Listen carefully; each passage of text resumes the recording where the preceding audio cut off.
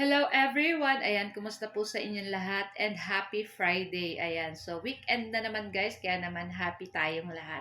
Ayan, so for today's video ay samahan niyo po akong magluto nitong ating isa na namang napakasarap na ulam. For today's video, walang iba kundi itong ating sinabawang isda or inasima na isda. Ay, bahala na po kayo.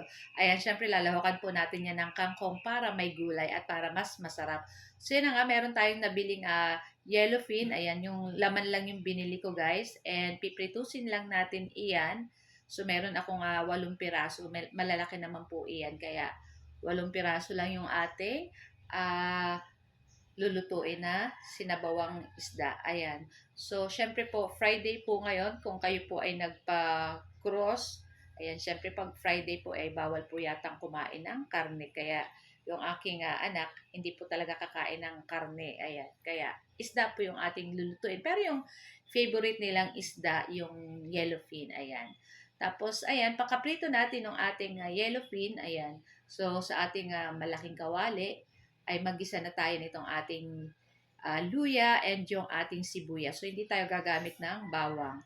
So, after natin magisa ng ating luya at yung ating sibuyas, ilagay na natin dyan yung ating kamatis. So, gumamit lang po ako ng 2 pirasong kamatis. Ayan. Tapos, halu-haluin lang po natin iyan. Pagkatapos, pwede na tayong maglagay ng 1 timbang tubig. Charot. Ayan, estimate nyo na lang po guys ang paglagay ng tubig. Siyempre, depende pa din po sa ating dami ng lulutuin. So, okay na rin yan. So, maglagay na po tayo ng asin. Ayan. Tapos, halu-haluin lang po natin. Tapos, maglagay tayo ng sinigang sa sampalok para itong ating pang-asim. Ayan.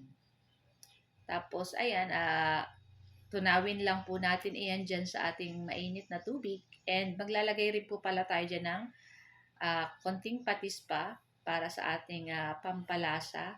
So, adjust na lang po kung medyo matabang pa, dagdag na lang. So, syempre, titikman po natin yan kung okay na. Kaya lang matabang pa guys, kaya nagdagdag ako ng patis. Konti lang guys. Ayan. Tapos, saluin na naman po natin. And after nyan, pwede na po natin dyang ilagay yung ating napritong yellowfin na isda. Ay nako guys, kung di nyo pa ito natatry, itry nyo na po at napakasarap. Kakaiba yung ano niya kasi di ba po naprito yung isda. Pwede nyo naman pong hindi pritusin yung isda pero para maiba naman guys, ayan, pigprito natin. So, masarap pala guys pag naprito yung isda bago natin sinabawan. Ayan. Tapos ilagay na rin po natin dyan yung ating kangkong. Pero kung gusto nyo pa po maglagay ng okra, ng talong, pwede naman po. Kaya lang ako hindi na nakapag ng talong saka okra. Ayan. Siyempre, the more po na maraming gulay ay masarap kasi masustansya po yan. Tapos, ayan, lutuin lang natin ng ilang minuto yung ating kangkong and pagkatapos pwede na po natin patayin yung apoy. Hindi naman po natin kailangan lutuin masyado yung ating kangkong. Ayan. Konting luto lang po yan ay okay na yan guys. So after nyan, pwede na po natin yung i-transfer sa ating mangkok at ready na rin po tayong kumain. Siyempre, masarap pong kumain pag mainit pa yung ating niluto. Lalo na itong ganito may sabaw. Ayan, masarap pong mainit pag humihigop ng sabaw. Tapos, ayan na nga. At ito na yung ating video today. At talagang napakasarap po nito guys. Kaya try nyo na. Kung meron pa po kayong siling pangsigang, lagyan nyo pa po para mas mabango at mas masarap. So guys, thank you for watching and see you next video. Ciao! Bye!